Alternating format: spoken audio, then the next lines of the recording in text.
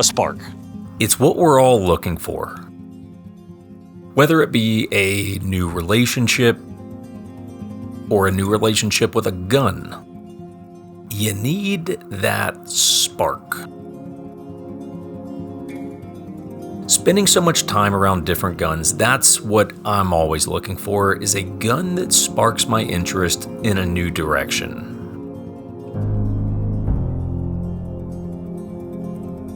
The Smith & Wesson Model 29 is not the first revolver I've owned, but all the other ones were isolated incidents. The 29 is the first one that got me, and once I started learning about it, I had bought 5 revolvers in the span of the following month. So the 29 was my spark, my gateway drug. And it's because I love stories, to which the Model 29 is no slouch. So, what's the story?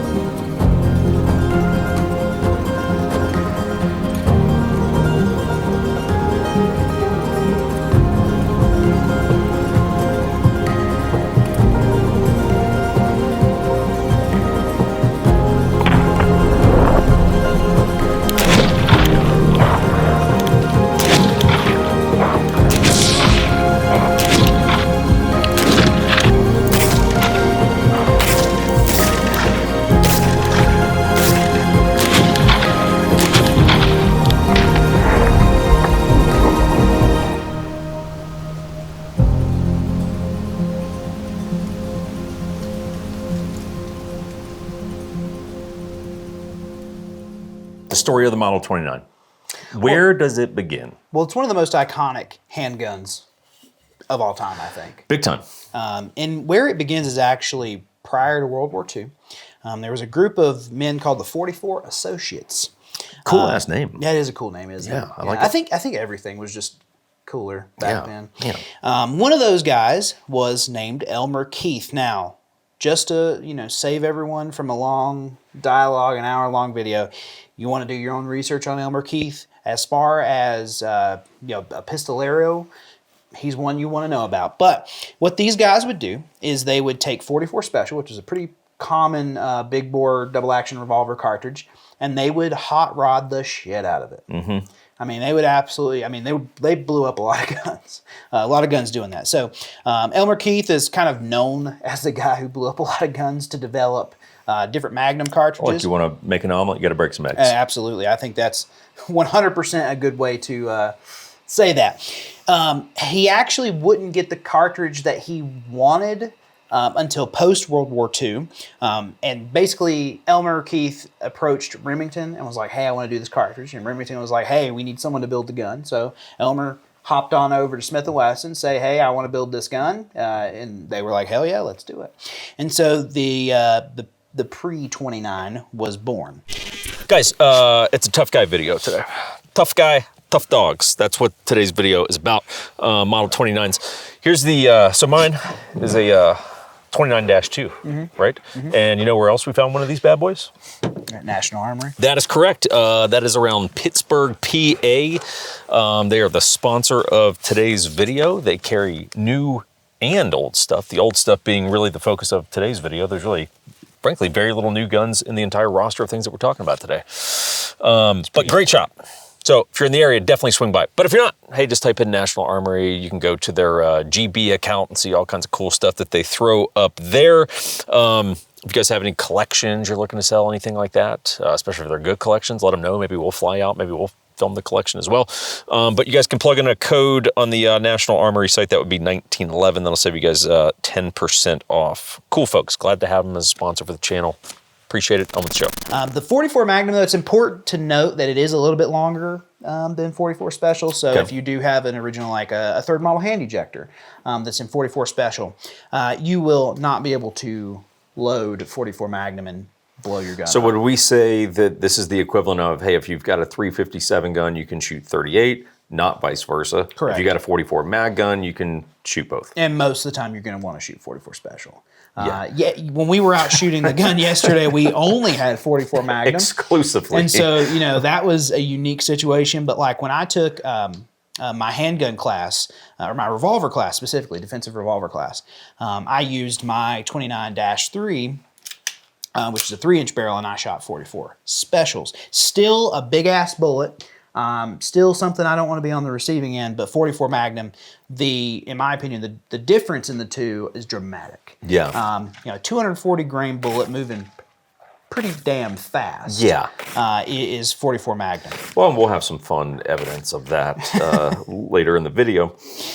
Yeah, absolutely. So funny enough, as we know the 44 Magnum as this giant, powerful, handgun from pop culture, it wasn't necessarily designed for the role it's shown in. It was more of an outdoorsman revolver. That was kind of the idea of it. Revolving handgun hunting was, I don't want to say in its infancy, but it wasn't as popular as like people who dedicate their whole hunting trips around hunting with handguns. That wasn't necessarily a big deal. I think this is also, and I could be completely wrong, like handgun hunting is a little bit more of a sport aspect, where I think when a lot of folks, especially prior to World War II, prior to the big industrialization of the U.S., like hunting was more of a necessity. Like right. I need to bring something home. Yeah. So when people are like, well, hell, I want to see if I can take a deer with a handgun. So and to this day, 44 Magnum is an incredibly popular cartridge for handgun hunting. So the pre-29 44 Magnum was introduced in 1955. Okay, it was announced to the public, I believe, in 1956. So it was like really, really late 55. Yeah. The public really learned about it in 1956. It was a slow seller at first, and we'll talk more about that in a little bit. As I just mentioned, handgun hunting wasn't super popular, and there weren't a lot of use cases around big bore handguns this time. For any sort of, defensive or work. practical purpose, yeah. Yeah, and the market was pretty tied up. People were really clutching to the 357 Magnum at this time. So it's like, that's a lot of gun, 44 Magnum. And so sales were slow, and they remained fairly slow until later on. We'll talk about that. Your gun is one of my favorite 29s that I've seen. It is a 29-2. Couple of notes we want to make about this. This does have what we call the target trigger and target hammer. It's a wide spur, and you can actually see the difference too here. So it's a wide spur hammer versus a kind of more narrow, and then your trigger is dramatically wider, and it is a fantastic shooting experience. Yeah, it's this big, fat, wide trigger, and it's really nice on the pad of your finger. Not that it improved my shooting whatsoever, but it does feel great. I actually think I shoot that trigger better. Well, you shot great. That was actually, in my opinion, the gun I shot the best. I mean, I couldn't believe it. I was so cracked out on energy drinks, that front sight doing that thing right there, and I'm just pounding that steel. We actually broke the steel target. Yeah. We broke the steel target with that gun. Yeah, snap the damn hanger off. 44 Magnum, known as the most powerful handgun in the world, also will literally just destroy your target. Literally just snapped the hanger, and the target just fell to the ground. Just quivered, fell to the ground, target dead. No moss, it said. Yep, no more. Looks like it's a paper day from now on. So I was looking at that gun because I want to buy this gun from you because I love it. I'm obsessed with it. I was looking more into that gun. That gun is actually a late 60s Model 29. So if you're going to have one, like that's really epic era to have. That's a great era.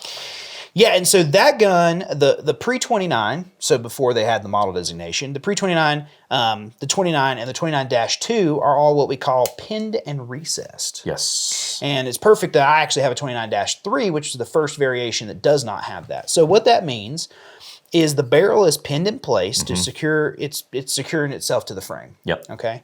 And then the cylinder is actually see if you can. See if you can zoom in on that. It's kind of hard to tell without a cartridge in there, but the difference is the charge holes in the cylinder are chamfered so that the actual casing sits flush with the back of your cylinder. The casing would be proud on this 29-3 a little bit. And again, we've talked about it in the past. Like, these are little things that, I'm going to be quite honest with you, they weren't necessities, but they kind of showed an era of workmanship. Yeah, that we don't really have much anymore. We don't really have that anymore. And so, in fact, Smith & Wesson discovered that they weren't really necessary, and by the 29-3, and this was kind of true across the board, by the early 80s, they actually went to the regular cylinder, as I mentioned, and also they called them, I think, a crush fit barrel. So they didn't have right. So. Yeah, small details, but I mean, again, if you're playing the game of, all right, as the video shakes out and you're like, okay, I'm kind of interested, 29-2, pretty cool place to start. And it was a big era, from my understanding. I think it was like about a 20-year run on the -2, something like that. So it was 1961 and about 1982. Yeah, I mean, so it's like you got a good amount of guns from out there from that. And to be quite frank, you can pick those guns up for an insane price. I picked that up for $1,000. You picked that gun up for less than a modern 29 would Yeah. be. And I think anyone who says that gun isn't as well made as a modern one is absolutely ridiculous. And right. In fact, just from a shooting perspective, I prefer the original 29s. Yeah. We go back and forth with this. Like, these were, quote, Smith & Wesson by the 80s deemed them unnecessary manufacturing changes, but it's like, man, but like, as a consumer, you like to see the unnecessary. You like to see that, and so I really enjoy the Model 29, and there's nothing that rustles your jimmies like a 29. I mean, it is just one of the most epic shooting experiences, and a lot of folks would go on to say the 29 is too much gun for a fighting gun. And I think for a lot of people it is. I hope that I demonstrate in that you can actually shoot the gun decently fast. I mean, obviously it's a lot of recoil, so it's a lot of recoil. It's not like you're doing 0.15 splits or something. No, absolutely not. But you can be dangerous with it. But also, like you said, I mean, this was not a particularly mainstream popular gun. No. You had to be a real gun guy to be into that gun, and in fact, there was really a turning point for the Model 29. I would actually say that we only are really introduced to the 29 because of course, pop culture. And the answer, of course, for any of you remotely aware of the pop culture history of the Model 29, the correct movie is Dirty Harry. I mean, it changed the landscape of the Model 29. And I think it is interesting to say that Model 29 sales skyrocketed after that movie came out, but also used Model 29s skyrocketed after that movie came out, because the famous kind of adage is that you would see a lot of these guns in gun stores that were used, and they came with a box of ammunition that only had 6 rounds missing. Well, and to show you guys, for those of you that don't know, I mean, I like to imagine you've all seen this, but we just want to watch the finale, navigate it a little bit, and just the iconic nature of this thing. I'll blow his brains out. So I might also add, this guy, a very convincing, creepy villain. Oh yeah, like he almost was too good at this. Like a little like, this might have actually been this guy. Yeah, like this might have been a documentary. He was total creepball. So he's thinking about it, doing his best acting. The hair, man. Look at that thing. The hammer's back. Hang on. I think he was in single action here, my friend, confirming my shooting strategy. Hammer is back. He's single action. I do want to make a quick note. Of course, it looks like the guy's using a P38. It is a P38. Like, of course, that's the bad guy gun. I mean, it really was appropriate. Yeah, in all fairness. And I love too the wrist grip. The Because wrist that's the thing. grip. We should have done that. Yeah, we should have. Okay. I mean, And guys, there's 3 minutes left until this movie is done. Like, end credits done. And he hasn't even started his speech yet. Like, that's how it was like the whole damn movie's based around this scene. I know what you're thinking, punk. You're thinking, did he fire 6 shots or only 5? I just want to call everyone punk. Like the rest of the day. Like I'm going to go to the gas station. Your voice is already... Fill it up, punk. Fill it up, punk. Like... We're gonna go to the Gucci gun thing after this, and we're gonna be like, I'll give you $700 for it, punk. Punk. I'm going to call everyone. That's the challenge for the rest of the day. Now We've got to call someone punk. You're thinking, are you gonna get $600 or only 5? Tell the truth, I don't know myself. But being this is a 44 Magnum, the most powerful handgun in the world, and will blow your head clean off. Now, at the time of this, to my understanding, it actually was the most powerful handgun in the world. Like production commercial handgun. Yeah, for the most part, yeah. Like there was some oddball, you know, like specialty shit. But like production commercial gun. Sure. Like I believe it was actually the most powerful handgun in the world. Do I feel lucky? Do I? Well, do you, punk?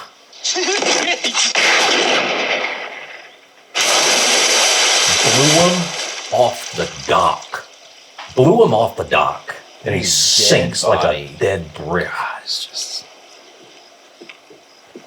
smoked. So that, I mean, guys, that it's a 1 minute scene that effectively changed the future of that gun. It's crazy. absolutely. I mean, honestly, they should, you know, Harry Callahan in the end credits, Harry Callahan, Clint Eastwood, Model 29, Model Smith 29. & Wesson. Like, that's the second character. Yeah, guy that got shot by the Model 29. Like, who cares what his character name is? Yeah. Guy that got shot by Guy the who Model carried 29. a German piece of junk.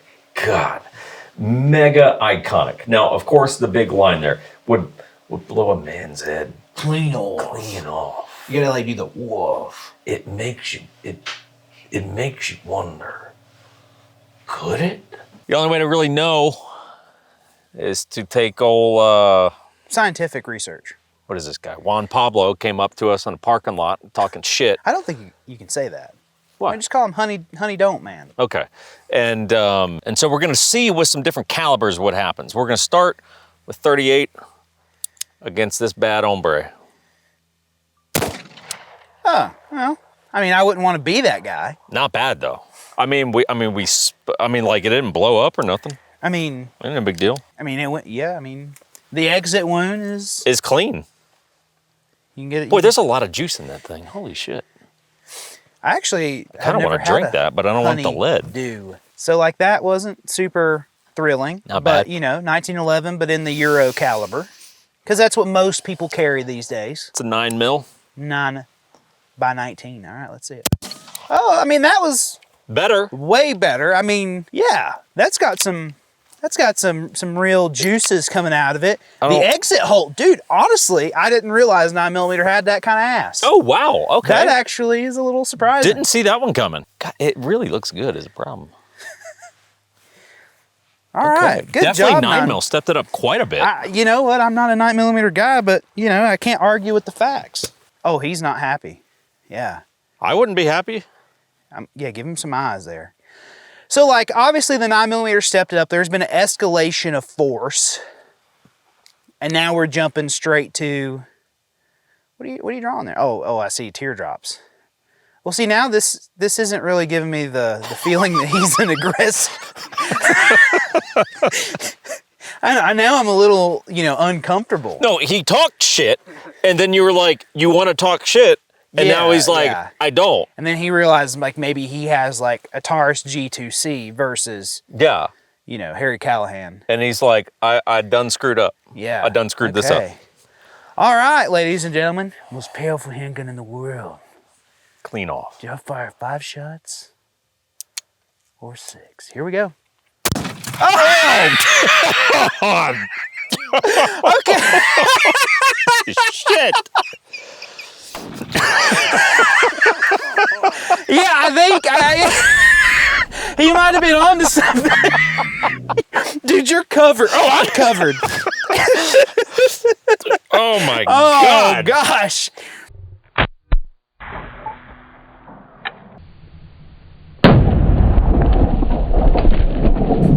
So it'll do some damage. Yeah. Holy shit. I thought it would be more aggressive, but wow. I mean, the escalation of force is dramatic. I mean, that is essentially, that right there represents, folks, a historical, if you will, parallel. Japan bombed Pearl Harbor, we nuked them. That is exactly what this is. That's a detective special.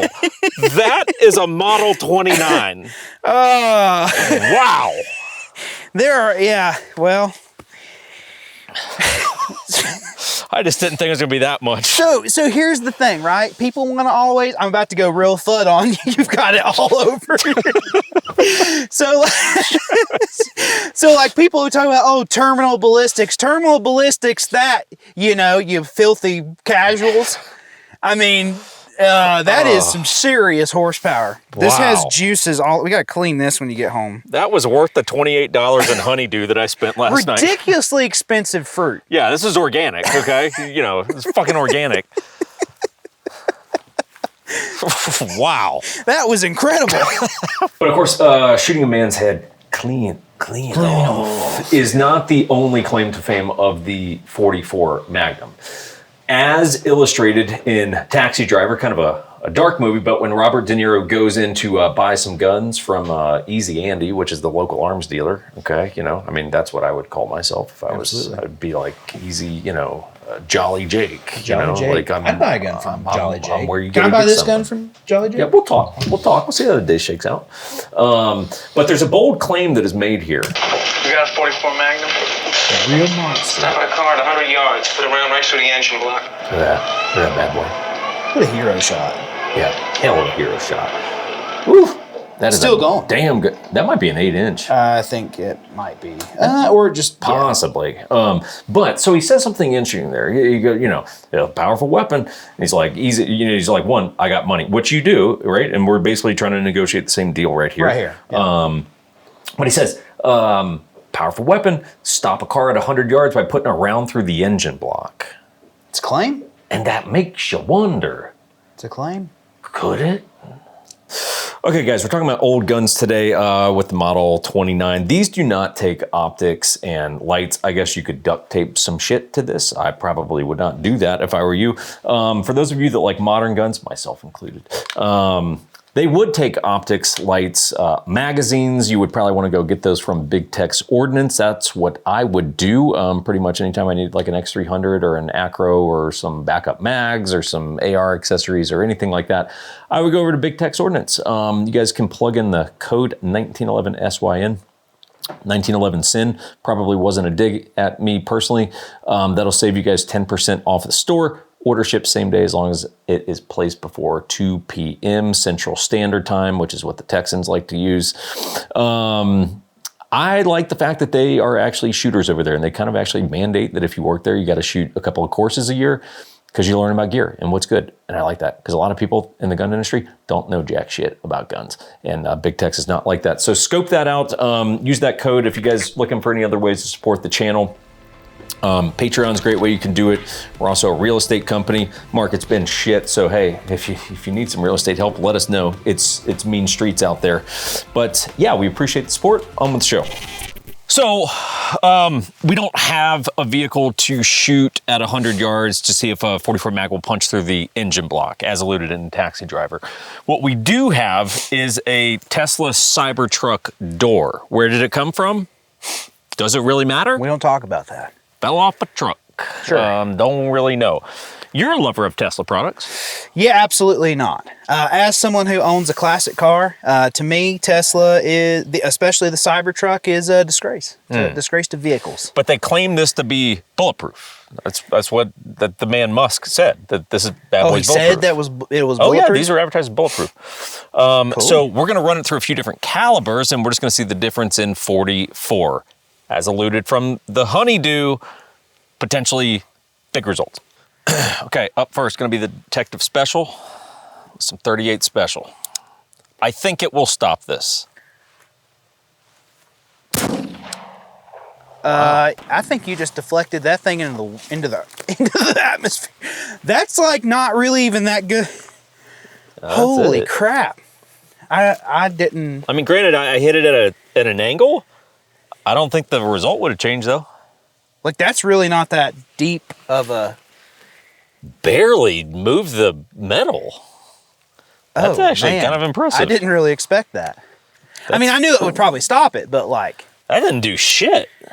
All right, Musk. I can still drive that thing. Musk 1, you know, Colt Detective Special 0. Yeah.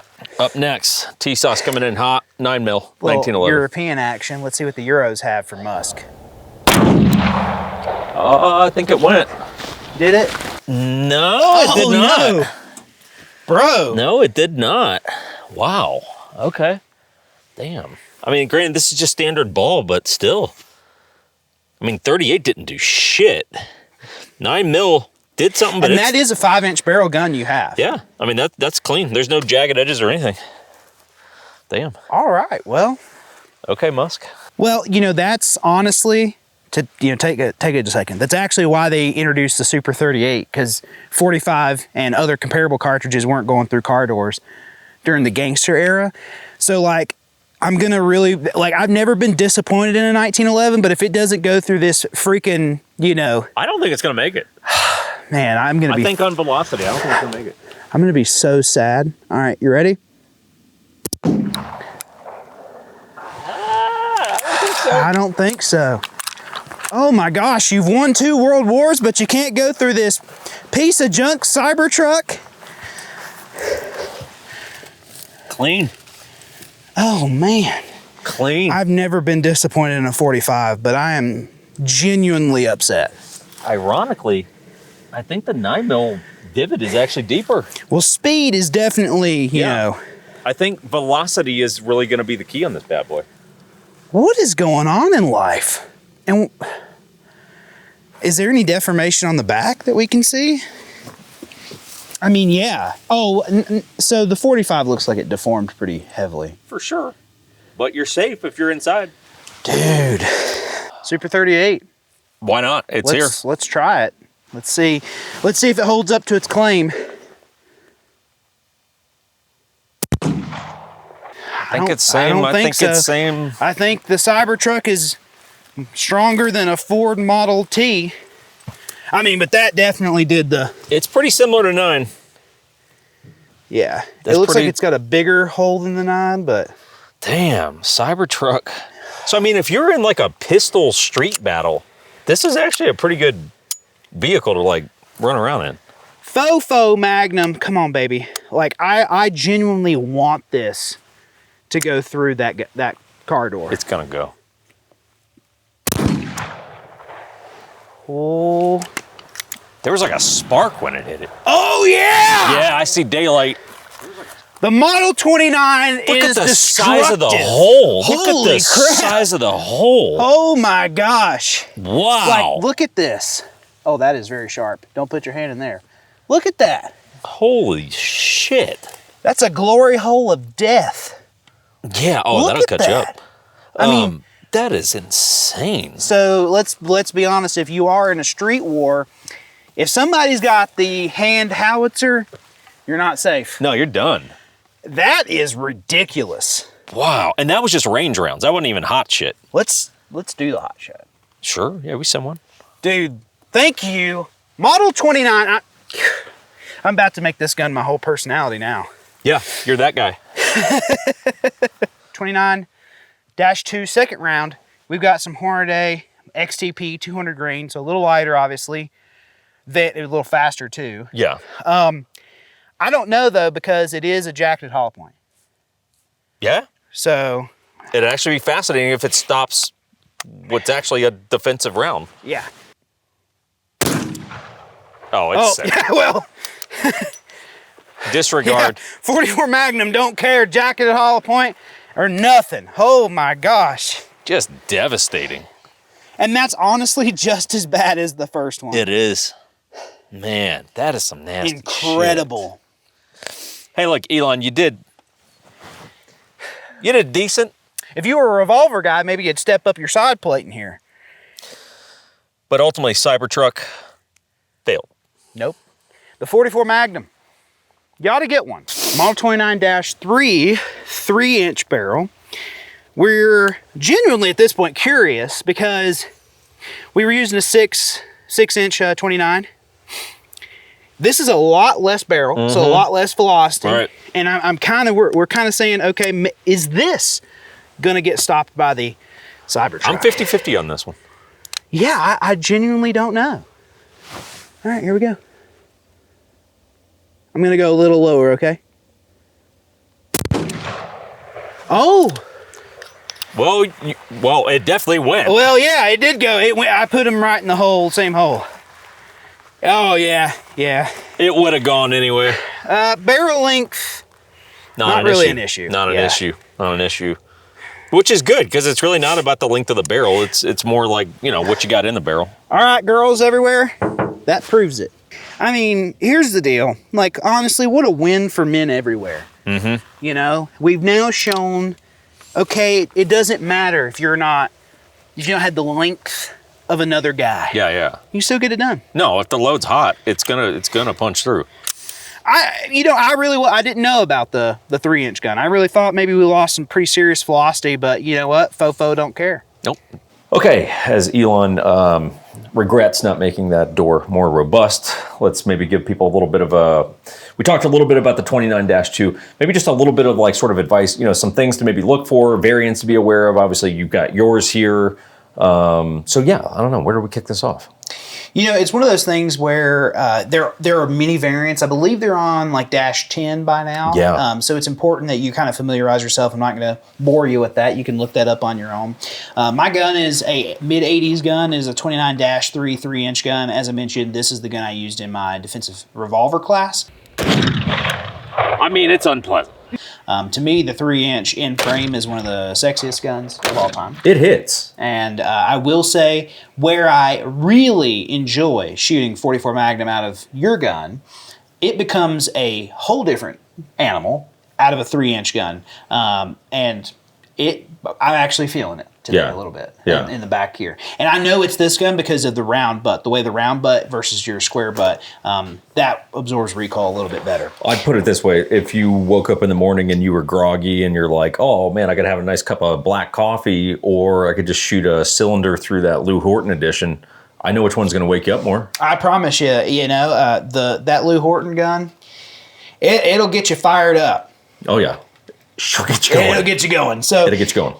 Looking into 29s, you really do want to do your own research. It's very difficult to talk through all the variations. Actually, as crazy as it sounds, Wikipedia has a pretty good table. They actually do. They have a good table that breaks down. Sometimes the Wikipedia gun pages are actually pretty useful. Actually, pretty hard. Yeah, they have a good table that breaks that down for you.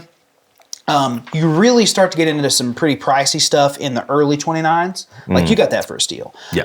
The earlier 29s start to get pretty pricey. 29-3s, I believe, are usually a reasonable. This, I think, was right under $1,000. Wow. And this actually is a really cool gun for that. It's amazing how much gun you're getting for, we'll call it $1,000.